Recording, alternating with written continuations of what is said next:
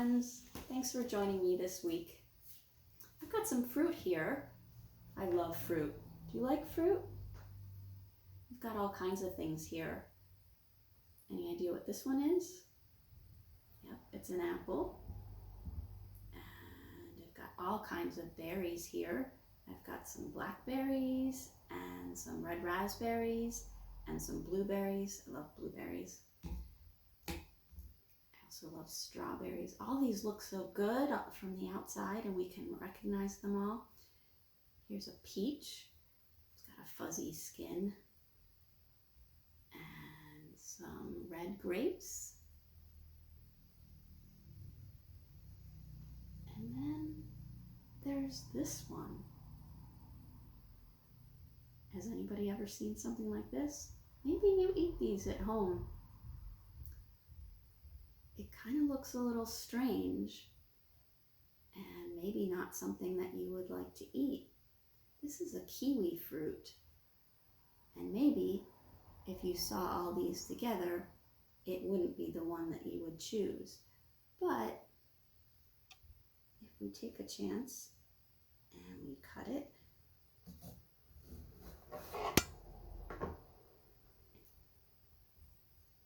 it's got a green fruit inside, and we scoop it out. Oh, that's kind of interesting too. It almost looks like it has a little heart shape in the middle and all those seeds. And that's what's amazing about fruit. They all come from a little seed, something that seems so small and grows into something so good. I'm going to taste this kiwi.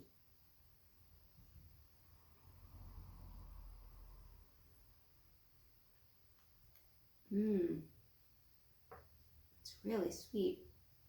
You would never think that something so sweet and good could come from this kind of strange looking furry little thing. But it's really good. And you know, that's what's great about God's creations.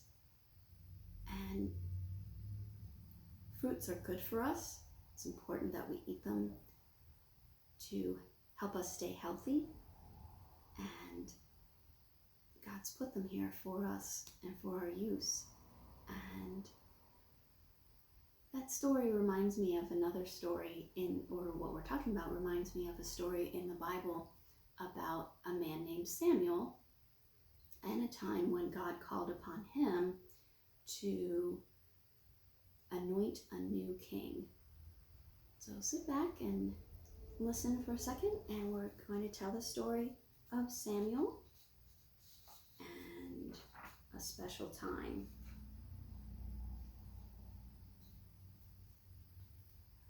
One fine morning, God spoke to his helper Samuel. Samuel, I have a special job for you to do. I want you to go to Bethlehem and find a man named Jesse who lives there. I have chosen one of Jesse's sons to be the next king. Fill your container with oil and take it with you. And so Samuel got ready to go to Bethlehem. He filled a container with olive oil, just as the Lord told him, and he started walking. Do you have any idea why he might have needed to take a container of oil? Well, it's because when the Lord told him which one of Jesse's sons he had chosen, then Samuel was going to use that oil to anoint. He was going to put it on that chosen one's head to anoint him.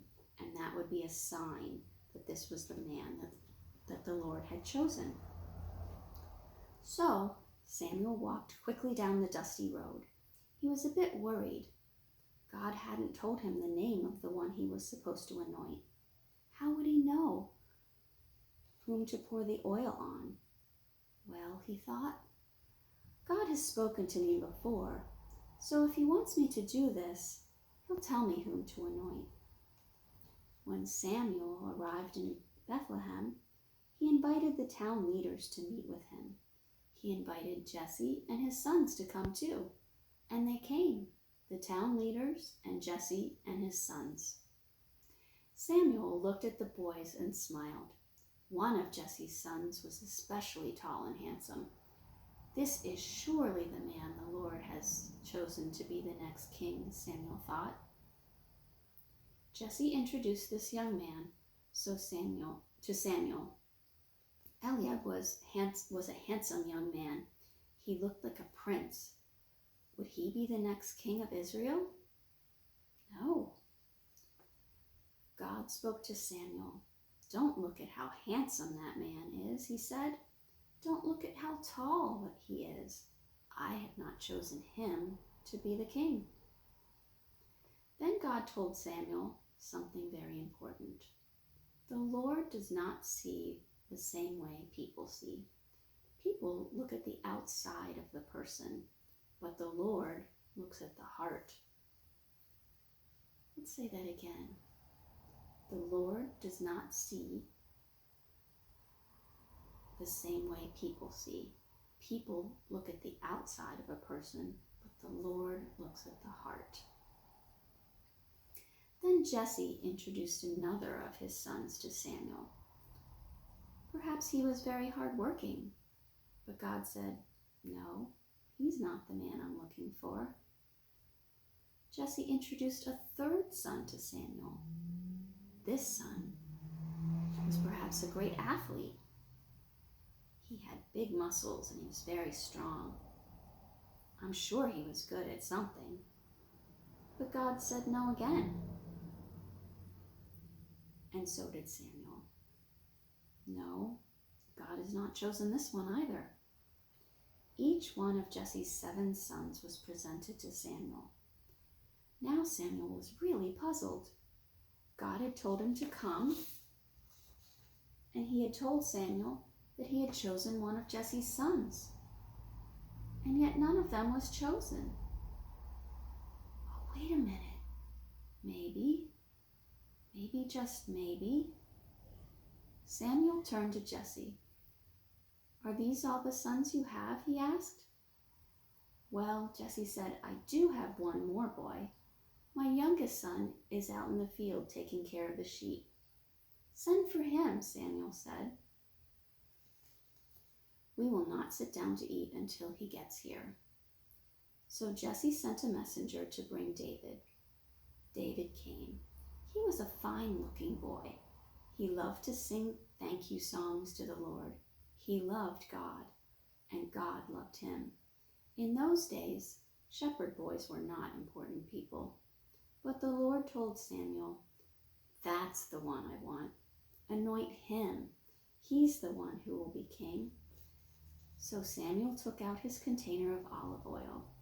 He poured the oil on David's head, and God was with David and blessed him from that day on, even though he was a young shepherd boy.